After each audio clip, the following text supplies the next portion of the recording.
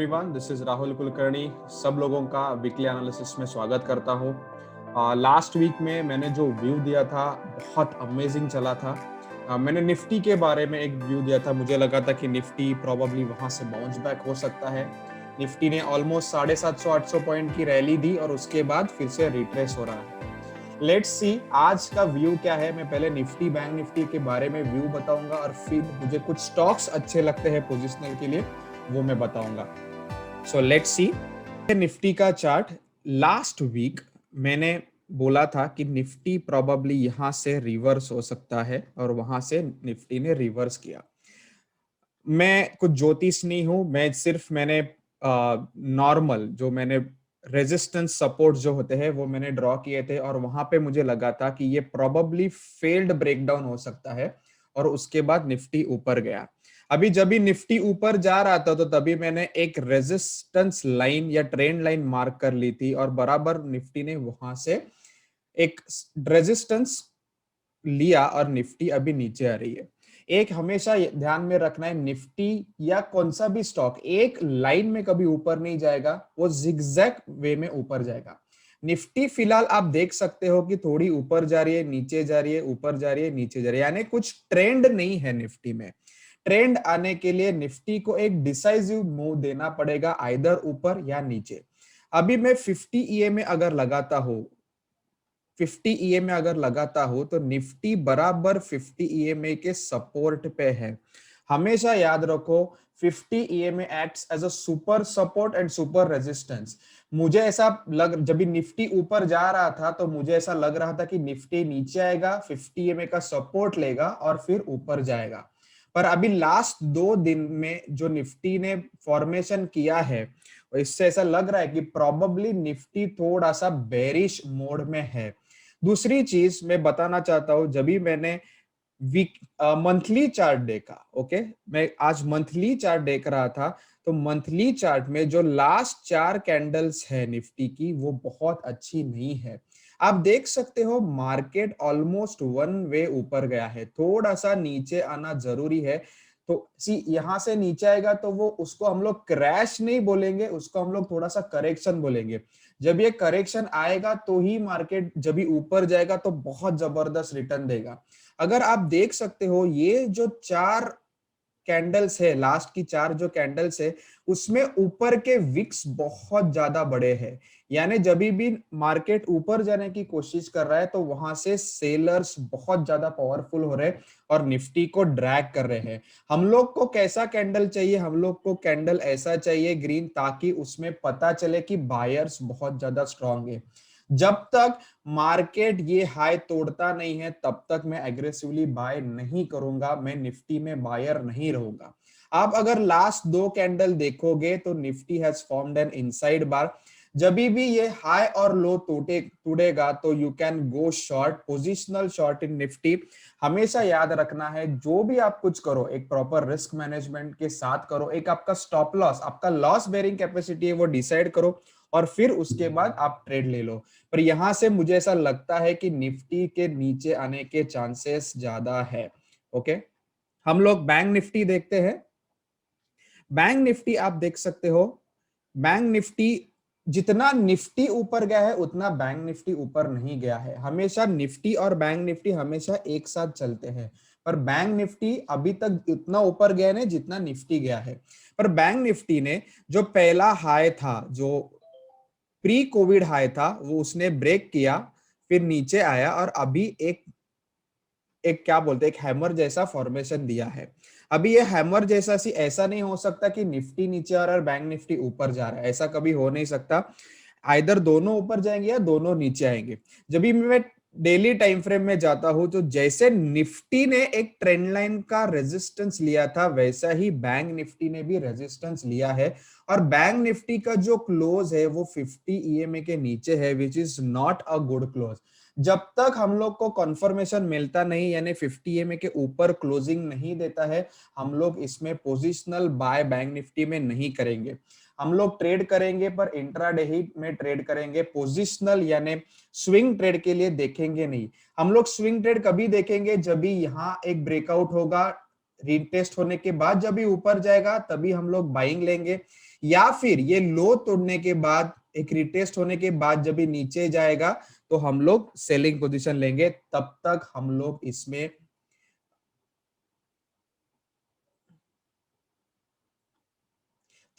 लोग इसमें positional trade नहीं लेंगे। ओके, लेट्स मूव ऑन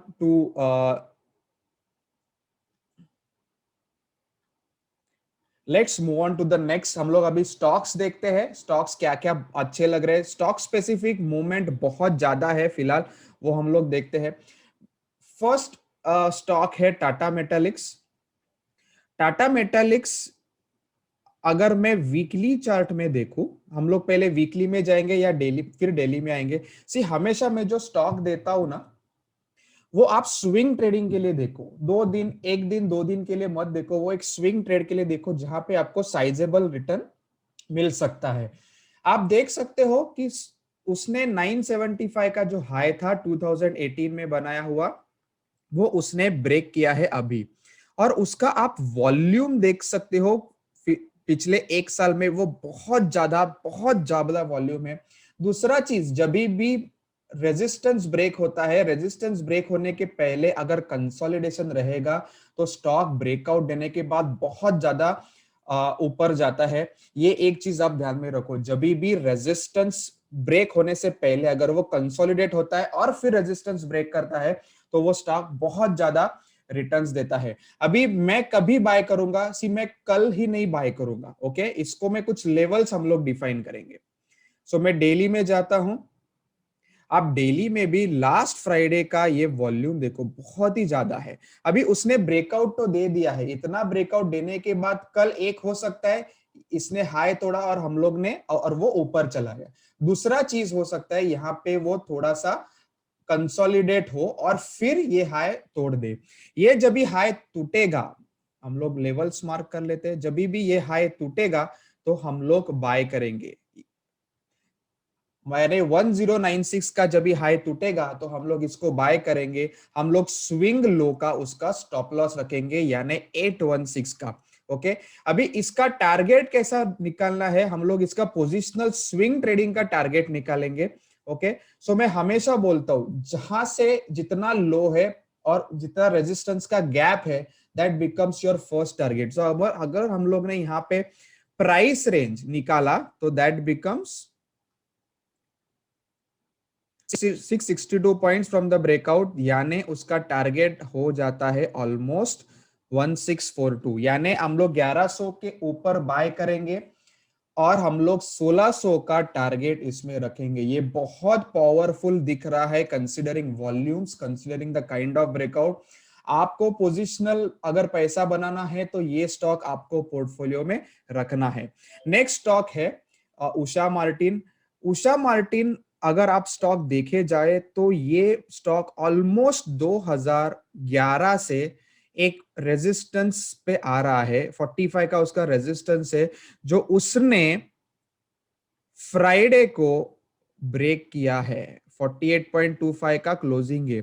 आप वॉल्यूम देख सकते हो, बहुत ज्यादा है, which means people are very much interested in buying Usha Martin. ऐसे स्टॉक को हम लोग को पकड़ के बैठना है। जब भी स्टॉक 3, 4, 5 साल या उसके ऊपर का अगर ब्रेकआउट दे या रेजिस्टेंस ब्रेक करे तो वो स्टॉक में हम लोग को मिनिमम 25 to 30% रिटर्न मिलना ही चाहिए। वो स्टॉक हम लोग ज्यादा टाइम के लिए होल्ड करेंगे। तो ये स्टॉक का मेरा फर्स्ट, हम लोग कब कहा। ओके, तो नेक्स्ट क्वेश्चन आता है हम लोग कभी बाय करेंगे। हम लोग जाएंगे डेली, इसमें हम लोग बाय करेंगे। हम लोग पोजीशन देख लेते हैं। हम लोग बाय करेंगे 48.25 के ऊपर जो फ्राइडे का हाई था। 48.25 हाई है उसका, यस, और सॉरी 49.25 हाई है। हम लोग इसका स्टॉप लॉस रखेंगे स्विंग लो जो 41 है। और मेरा पहला टारगेट आएगा, थोड़ा मैं टाइम फ्रेम बढ़ा देता हूं ताकि अपने टारगेट्स अच्छे और हो सकते हैं। My first target will be 68। My first target will be 68, जो पहला रेजिस्टेंस है and my second target is 96। Boss, do not miss this stock. Usha Martin, do not miss this stock. ये स्टॉक आप 1 महीना 2 महीना इसको रखो, ट्रस्ट में you will get phenomenal gains. तीसरा स्टॉक है स्टील अथॉरिटी ऑफ इंडिया। ये स्टॉक भी बहुत जबरदस्त पैटर्न करके आया है, हम लोग इसको एनालाइज करेंगे। आप देख सकते हो इसने ऑलमोस्ट 2011 का हाई तोड़ा है। जितना ज्यादा कंसोलिडेशन, जितना ज्यादा साल का रेजिस्टेंस ब्रेक, उतना ज्यादा रिटर्न्स। आप देख सकते हो लास्ट 4 महीने में उसके वॉल्यूम्स बहुत ज्यादा है, मतलब इसमें बहुत ज्यादा बाइंग होने वाली है। ट्रस्ट मी, ये स्टॉक आने वाले दिन में बहुत ज्यादा पैसा बना के दे सकता है। अभी इसमें कितने में बाय करना है? We will buy once the high of this candle is taken out, मतलब इसका हाई है 121.35 को हम लोग बाय करेंगे। मेरा स्टॉप लॉस रहेगा लो ऑफ दिस कैंडल, यानी 80 रुपया मेरा स्टॉप लॉस रहेगा। I will look out for first target as 258, sorry 177 will be my first target and 258 will be my second target।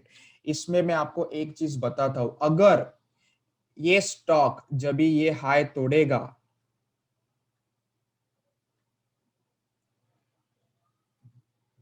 this stock can become the stock of the next 3 to 5 years। ये stock अगर इसने तोड़ा ये high, तो ये stock का high तोड़ने के बाद we can see another 250 points from the breakout point, यानी इसका फाइनल टारगेट आता है 560 पॉइंट्स, अरे सॉरी 560 रुपीज। अभी चल रहा है सिर्फ 120 रुपया।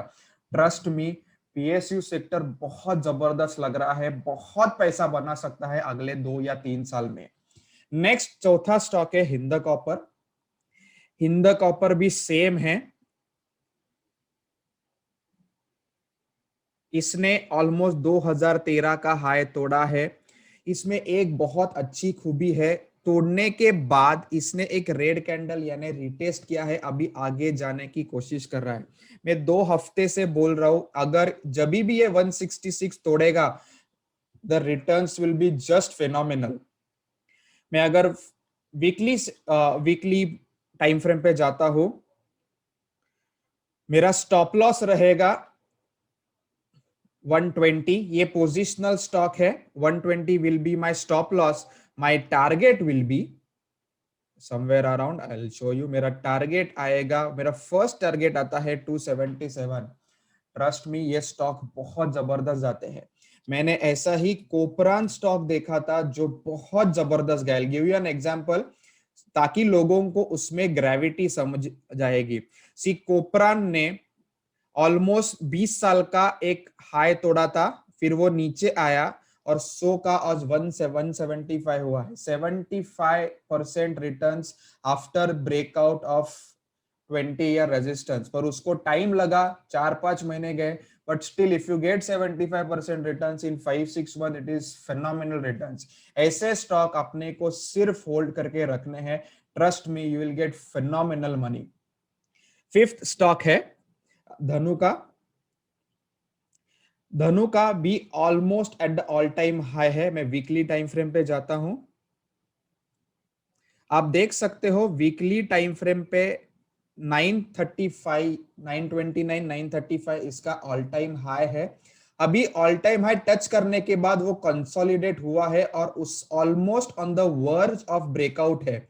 यहां पे हम लोग अगर उससे कल ऊपर गया और ये रेजिस्टेंस उसने तोड़ा, तो this can give you amazing returns. So यहाँ पे बाय कहां पे करना है हम लोग को? बहुत इजी है, we will buy once the high of this candle is taken out, 799 पे बाय करेंगे। मेरा स्टॉप लॉस रहेगा 687 या 700, मेरा स्टॉप लॉस है। माय फर्स्ट टारगेट इज 927, मेरा फर्स्ट टारगेट है 927। और जो पोजिशनल टारगेट मैं यहाँ पे देख रहा हूं वो है after breakout, that is 630 points, यानी यहां से आप स्टॉक डबल के लिए भी देख सकते हो। It can reach almost 1500 1600 rupees in a very short span.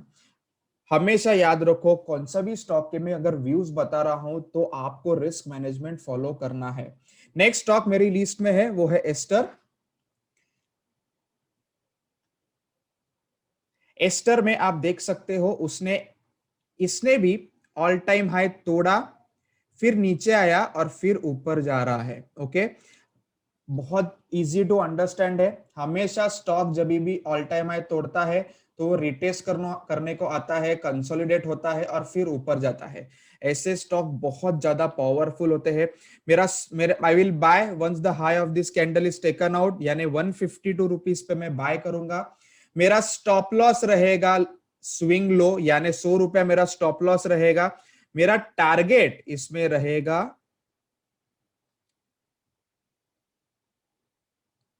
200 rupees, मेरा टारगेट रहेगा। अगर आपको ऐसा लग रहा है कि 1:1 है, स्टॉप लॉस बड़ा है, तो हम लोग और एक टाइम फ्रेम नीचे जाएंगे और हम लोग स्विंग लो जो है वो स्टॉप लॉस रखेंगे। सो माय स्विंग लो, यहां पे मेरा स्टॉप लॉस हो जाता है almost 115। So I will buy at 152, above 152। मेरा स्टॉप लॉस है 112 and my first target is 200 rupees. Next stock है थर्मैक्स।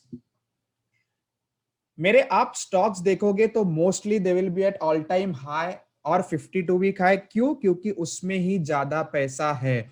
ये स्टॉक भी आप देखोगे तो ये पहला 52 वीक हाई था, ऑल टाइम हाई था, फिर यहाँ पे ब्रेक हुआ, अभी ब्रेक होने के बाद वो नीचे आने के बाद ऊपर जा रहा है। ये जब भी आप याद रखो, रेजिस्टेंस ब्रेक करने के बाद जब भी वो ट्रेंड लाइन रिटेस्ट करने को आता है और फिर ऊपर जाता है, trust me, it gives you tremendous amount of money. तो ये स्टॉक को मैं बाय करूंगा। मेरा आई will bye above 1515। My stop loss will be almost 1300, 1275 will be my stop loss. और मेरा टारगेट इसमें पोजिशनल टारगेट जो रहेगा, अभी सबको मालूम है टारगेट कैसा कैलकुलेट करना है। मेरा टारगेट रहेगा 2026 will be my target. So these are all swing trades, but trust me, swing trades में जो मजा है वो किसी ट्रेडिंग में मजा नहीं है। Next on the list is Dhampur sugar. Sugar stocks बहुत दिन से बहुत जबरदस्त लग रहे हैं। ओके, सो धामपुर शुगर अभी फिलहाल कंसोलिडेशन जोन में है या फिर 52 वीक हाई क्रॉस करने की कगार पे है। जब भी ये हाई टूटा जाएगा, my first target will be this. So we will buy above the high of this candle, that is 238.5. My stop loss will be, मैं डेली टाइम फ्रेम पे जाता हूं, my swing low will be my stop loss. मेरा swing low आता है 204 पे और मेरा पहला टारगेट आता है 329। बहुत जबरदस्त इसमें रिटर्न्स मिल सकते हैं, बहुत ज्यादा। सी आप वॉल्यूम्स भी देख सकते हो, वॉल्यूम्स बहुत ही ज्यादा बढ़ गए सब शुगर स्टॉक्स में। मुझे लगता है शुगर स्टॉक्स आने वाले दिन में बहुत फास्ट रिटर्न्स दे सकता है, तो आप ये स्टॉक्स आपकी टाइमलाइन पे रखो। Next on the list is Andhra sugar. Andhra sugar हम लोग वीकली चार्ट में जाते हैं। आंध्र शुगर ने एक पैटर्न ब्रेक किया था, जो बोलते हैं उसको स्लैंट ट्रेंड लाइन, उसने ब्रेक किया था। ओके, अभी ये ब्रेक करने के बाद फिलहाल बहुत दिन से वो ये भी पैटर्न ब्रेक करने को आया है। This is for your conviction. हमेशा दो तीन चीजें जब एक साथ आती है और जब भी पैटर्न ब्रेक होते हैं तो कन्विक्शन बहुत ज्यादा बढ़ जाता है। सो सिमिलरली जैसे हम लोग ने धामपुर देखा था, इसमें भी मेरा जब भी ये हम लोग बाय कभी करेंगे, सो लेट्स से हम लोग बाइंग पोजीशन पे आते हैं। So will buy once the high of this candle is taken out, that is 403 पे। मेरा स्टॉप लॉस रहेगा 292 पे, यानी जो स्विंग लो है 100 रुपए मेरा स्टॉप लॉस रहेगा। और मेरा फर्स्ट टारगेट रहेगा 484, जो कि फर्स्ट रेजिस्टेंस है। और मेरा सेकंड टारगेट रहेगा 715। ये बहुत sugar stocks are looking very much attractive. थोड़ा तो आप पोर्टफोलियो में उसको एलोकेशन करके रखो, ताकि आपको बहुत ज्यादा इसमें रिटर्न्स अच्छे मिल सकते हैं। आपको अगर ये वीडियो अच्छा लगा रहेगा तो do share subscribe to my channel और बहुत लोगों को ये शेयर करो ताकि बहुत लोगों को इसका फायदा हो सकता है। Thank you very much, thanks a lot.